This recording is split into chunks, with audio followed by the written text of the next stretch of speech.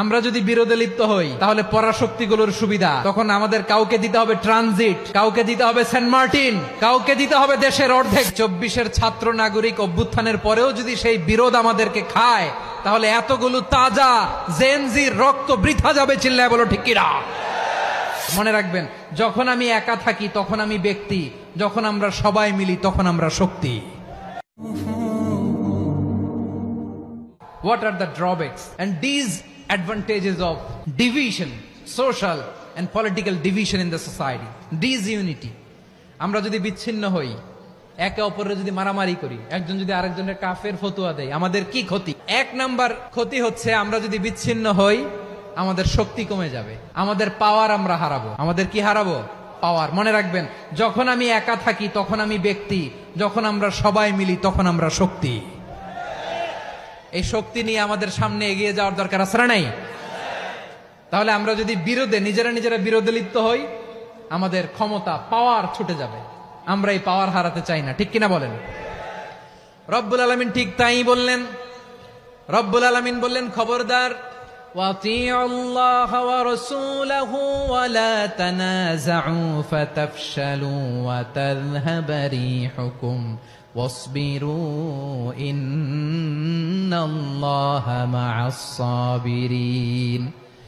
আল্লাহর আনুগত্য করো, নবীর আনুগত্য করো, কিন্তু খবরদার নিজেরা বিরোধে লিপ্ত হয়ো না, নিজেরা মারামারি করো না, তাহলে তোমাদের শক্তি কমায় দিবে কে?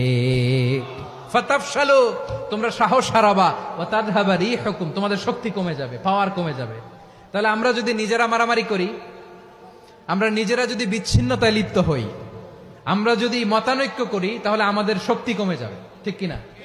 আমরা শক্তি কমাবো। আচ্ছা, ছোট্ট একটা বাঁশের কঞ্চি যদি আপনারা দেয়, পায়ের মধ্যে ধাক্কা দিয়ে ভাঙতে পারবেন না?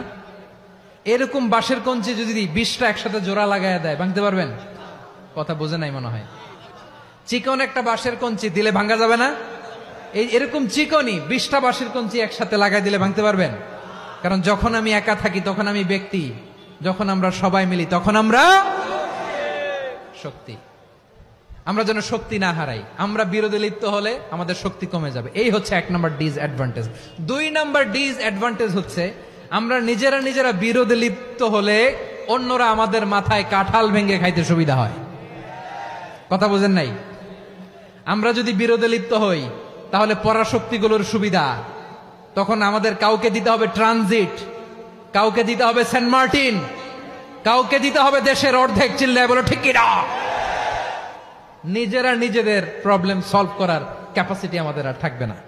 নিজেরা বিরোধে জড়ালে পরাশক্তিগুলো আমাদের মাথায় কাঁঠাল ভেঙে খায়।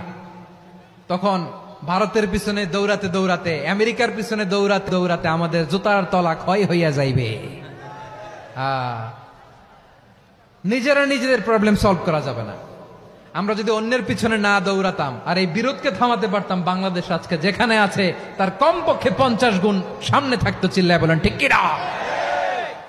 তাহলে 1 নাম্বার ক্ষতি হচ্ছে আমাদের পাওয়ার লেস হয়ে যায়, আমরা দুর্বল হই যদি আমরা বিরোধ করি। 2 নাম্বার হচ্ছে পরাশক্তিগুলোর সুবিধা নেয়। 3 নাম্বার হচ্ছে আমাদের উন্নয়ন, দেশের উন্নতি, অগ্রগতি এটা স্থবির হয়ে যায়, এটা বাধাগ্রস্ত হয়। প্রিয় ভাইয়েরা, ইউনিটি, ঐক্য হচ্ছে একটা দেশের উন্নয়নের মূল ভিত্তি। ইউনিটি অফ এ কান্ট্রি, এটা হচ্ছে একটা সাস্টেইনেবল ডেভেলপমেন্ট, সোশ্যাল স্ট্যাবিলিটির জন্য এটা অনেক গুরুত্বপূর্ণ। এজন্য বিরোধের কোনো স্থান আমরা দিব না, আমরা ঐক্যবদ্ধ থাকবো ইনশাআল্লাহ। বলেন, আর কখনো কাউরে কাফের বলে গালি দিবেন? তুই জাহান্নামী বলবেন? ঝগড়া লাগলে লাগাই দিবেন? তাহলে কি করবেন? মিলায় দিব। আওয়াজ করে বলেন, কি করব? প্রিয় ভাইয়েরা, এই বিরোধ গত 50 বছর তো আমরা দেখেছি, ধর্মীয় অঙ্গন বলেন, সামাজিক অঙ্গন বলেন, রাজনৈতিক অঙ্গন বলেন, এই বিরোধ আমাদেরকে শেষ করে দিয়েছে। এই 24-এর ছাত্র নাগরিক অভ্যুত্থানের পরেও যদি সেই বিরোধ আমাদেরকে খায় তাহলে এতগুলো তাজা জেনজির রক্ত বৃথা যাবে। চিল্লায় বলো ঠিক কিনা? বৃথা যেতে দিতে চাই না, আমরা ঐক্যবদ্ধ থাকতে চাই। রাজি আছেন? আমরা আর কাদা ছড়াছড়ি করব না।